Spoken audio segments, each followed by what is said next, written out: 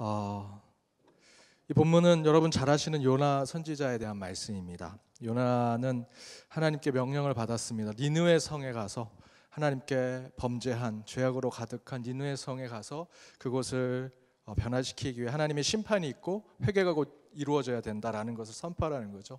그러나 요나 선지자는 그런 하나님의 뜻에 마음에 들지 않았습니다. 내키지 않았습니다. 죄를 지면 벌을 받아야지. 유대교의 정신대로, 율법 정신대로 죄를 지면 그에 대한 대가를 받고 심판을 받아야 된다라는 생각으로 요나는 하나님의 명령과 반대로 다시스로 가게 됩니다. 다시스로 가려면 배를 타야 됩니다. 그런데 하나님께서 그 요나가 하나님의 명령을 어기고 배를 타고 가는 중에 큰 바람을 일으켜서 요나가 탄 배에 풍랑을 만나게 하시죠. 사공이 이런저런 방법을 써보지만 안 됩니다. 곧 파산하려고 하죠. 그래서 그들의 방법이 무엇이었냐면 오늘 읽었던 말씀 앞부분에 보면 지금 나와 있는 대로 제비뽑기를 합니다.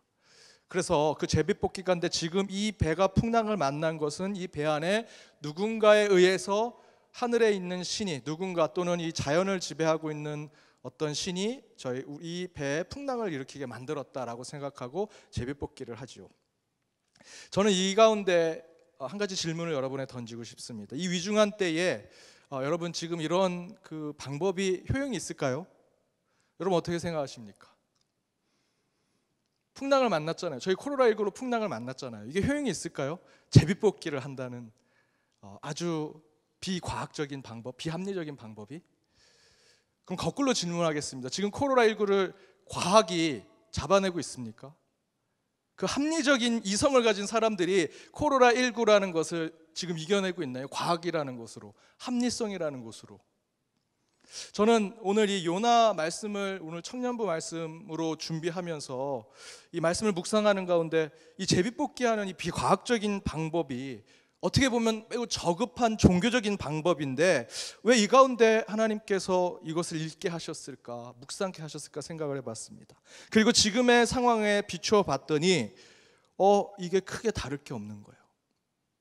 이 제비뽑기가 오히려 낫지 않을까라는 생각도 듭니다. 실제로 성경에서 저희가 생각할 땐 굉장히 하나님의 뜻을 합리적이고 과학적으로 찾아야 될 그 상황 속에 제비뽑기를 한 적이 있어요. 여러분 아시는 것처럼 예수님의 가룟 유다가 예수님 제자로 스스로 죽고 새로운 12번째, 정확하게는 13번째 제자를 뽑을 때 제비뽑기를 했습니다. 그 가운데 그 제비뽑기가 하나님의 뜻을 반영한다라고 보았죠. 저는 이 성경의 이야기가 지금 시대에 매우 중요한 메시지를 주고 있다고 생각합니다. 지금 우리는 매우 과학적이고 합리적인 측면에서 무엇인가 계속 해결하려고 하고 있죠. 다수결이 전체 의견이라고 생각할 때가 많습니다. 한 표라도 더 얻는다면, 물론 그것은 우리가 수용할 수 있는 부분이지만 그게 전부일까 생각해 보아야 합니다. 또한 과학적이라고 하는 표현만 들어가면 모든 것이 통용되고 있는 부분도 있습니다. 여러분 정말 그 과학적이라는 것이 지금 이 코로나 시대에 이것을 종식시킬 수 있는 역할을 할 수 있을까? 제가 가장 많이 화를 낼 때가 언제냐면 차를 타고 갈 때입니다. 보통 때는 화 별로 안 냅니다. 차를 타고 갈 때 내비게이션과 함께 그 지도를 쫓아갈 때 가장 많이 화가 납니다. 도대체 비싸게 이 내비게이션을 장착했는데 최첨단 과학, 양자 이론을 이용해서 하는 게 내비게이션이잖아요. 이걸 가지고 했던 이 최첨단의 과학이 때로는 너무나 말이 안 될 때가 있습니다. 잘못된 데를 데려갈 때도 있고 과학 때문에 화가 납니다. 최첨단 과학 때문에. 그런데 사람들은 과학이라고 하면 신뢰하고요, 종교적이라고 하면 불신하는 시대가 되었습니다. 그 안에서 저와 여러분은 크리스찬입니다. 여러분은 청년 크리스찬이고요. 제가 드리고 싶은 메시지는 성경에 근거해서 과학과 합리성, 이성과 지식을 포기해라 라고 하는 말씀을 드리는 것이 아닙니다. 저는 반드시 지금 이 시대에 과학과 이성, 합리성이 필요하죠. 하지만 그게 전부가 아닌 것을 저는 이 코로나19 사태로 저와 여러분이 경험하고 있다고 생각합니다. 때로는 비과학적이고 비합리적인 방법의 신앙과 종교가 문제를 해결할 수 있습니다. 보이지 않는 것에, 영성 속에 또 우리가 찾지 못하는, 보이지 않는 어떤 것을 통해서 때로는 이 문제를 해결할 방법을 찾을 수 있다는 거죠. 그것을 보여주는 것이 풍랑을 만난 요나가 탄 그 배가 제비뽑기 한 것에서 우리는 영감을 얻을 수 있습니다. 또한 예수님이 12번째 제자를 다시 뽑을 때도 제비 뽑게 한 것을 통해 하나님의 뜻을 찾고 있죠. 과학시대에 하나님의 음성을 어떻게 들을 것인가? 그래도 나는 젊은데 합리성과 이성을 생각하고 과학적인 방법론을 공부했는데, 그런데 나는 크리스찬으로 종교적이고 영적인 방법을 생각하는 그 사이에서 오히려 저는 지금 이 시대에 가장 해답을 줄 수 있는 것은 저와 여러분과 같은 크리스찬 교회가 될 수 있다고 생각합니다. 어찌되었든 그에 대한 답은 우리가 함께 찾아가는 거로 생각하고, 제비뽑기 가운데 요나가 뽑혔습니다. 그러자 요나가 풍랑이 자신 때문에 발생한 것이라고 얘기하죠. 11절에 사람들이 묻습니다. 그럼 어떻게 해야 됩니까? 요나는 이렇게 얘기합니다. 12절 말씀, 우리 12절을 함께 읽어보겠습니다. 그가 대답하되 나를 들어 바다에 던지라. 그리하면 바다가 너희를 위하여 잔잔하리라. 너희가 이 큰 풍랑을 만난 것이 나 때문인 줄을 내가 아노라 하니라. 그렇게 요나가 얘기하죠. 나를 던지라. 인간적인 마음에 어떤 사람들이 풍랑을 만났을 때 요나가 나를 던지면 이게 잠잠해집니다. 인간적인 마음에 그렇게 할 수 있겠습니까? 그래서 어떻게 합니까? 사람들이 어떻게든 그 요나를 희생시키고 이 풍랑을 잠잠케 하지 않고 어떻게 노를 저어보고 배에 있는 물건들을 던져봐서 해보려고 노력했다고 성경이 기록하죠. 그래도 풍랑이 잠잠해지지 않습니다. 그러자 15절에 이렇게 기록하고 있습니다. 우리 15절 말씀 함께 보겠습니다. 요나를 들어 바다에 던짐에 바다가 뛰노는 것이 곧 그친지라. 요나를 바다에 던지니 풍랑이 그쳤다라고 기록하고 있습니다.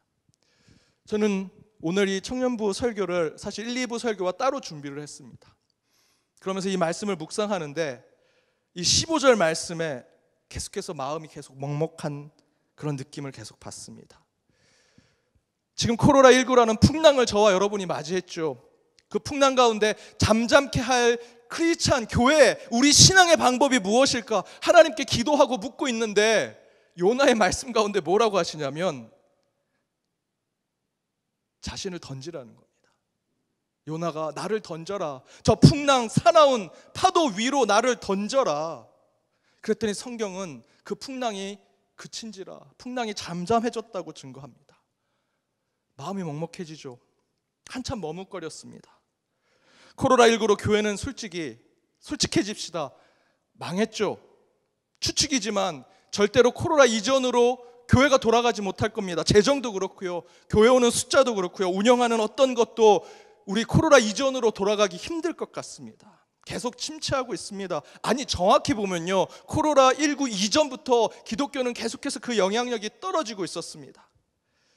코로나19로 차라리 반전을 이루면 좋겠는데 더 안 좋아졌습니다. 저와 여러분만 모르는 상황이에요. 세상 사람들은 다 기독교를 손가락질하고 전부 다 더 비난하고 있습니다. 찬찬히 따져보면 풍랑의 원인은 교회, 우리가 잘못 믿었던 신앙, 우리 성도들의 모습, 목회자들의 잘못된 윤리적 모습, 이런 것이라는 생각이 듭니다. 그렇게 많은 목사님들이 설교하면서 자랑했던 예수를 믿는 그 나라, 그 민족이 얼마나 번성하고 부흥했는지 봐라. 로마 카톨릭이 있는 바티칸, 그 이태리, 유럽에서 가장 먼저 큰 타격을 받은 것이 이태리입니다. 그 중심에 바티칸이 있는데 하나님이 지켜야 되지 않습니까? 우리가 지금 로마 제국처럼 생각하고 있는 가장 큰 기독교 국가인 미국 어떻게 되고 있습니다. 계속해서 매일같이 최고치로 확진자가 늘어나고 있습니다. 기독교 국가인데, 대통령이 성경에 손 얹고 선서하는 나라인데 하나님이 안 지켜주십니까? 그렇게 목사님들이 자랑하던 그 나라와 민족들 다 쓰러져 가고 있습니다. 지금 기독교 신앙 우리가 자랑할 게 뭐가 있습니까?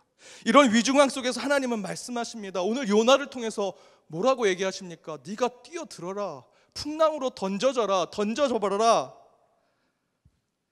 기독교와 교회 때문에 풍랑을 만났는데 한국교회와 기독교인들은 지금 다른 일을 하고 있습니다. 닷을 올려라. 놋을 더 저어라. 다른 물건을 버려라. 요나의 말씀대로 보면 지금 이 코로나19의 풍랑은 저와 여러분 교회 때문에, 한국 교회 때문에 이 풍랑을 맞았는데 우리가 뭐래도 노를 저어보고 닷을 올리면 뭐라도 될까 생각하고 있다는 거죠. 근데 요나는 이런 답을 줍니다. 네가 바다로 뛰어들어라. 풍랑 속으로 들어가라. 던짐을 받아라. 네가 죽어라. 이미 교회는요, 세상으로부터 영향력을 잃어버렸습니다. 목회자가 성추행하고 교회 재정 비리 가지고 있고요. 성도들의 피땀으로 모인 그 헌금을 마음대로 사용해서 교회 대궐같이 지어놓고 지금 텅텅 비어 있습니다. 교회를 마치 기업처럼 생각해서 아들한테 물려주는 세습이 곳곳에서 이루어지고 있고요. 성도님들 가운데는 자신의 회사에 돈 세탁하는 곳에 헌금을 이용하기도 합니다. 누가 교회 말을 믿겠습니까? 누가 신앙인들의, 크리스찬들의 이야기를 듣겠습니까? 왜 이런 상황에 하나님이 이 땅에, 이 한국 땅에, 아니 전 세계에 코로나19를 주셨을까? 이 풍랑을 만나게 해주셨을까? 요나로부터 배우라는 것이죠. 풍랑에 던져져라, 바다에 버려져라.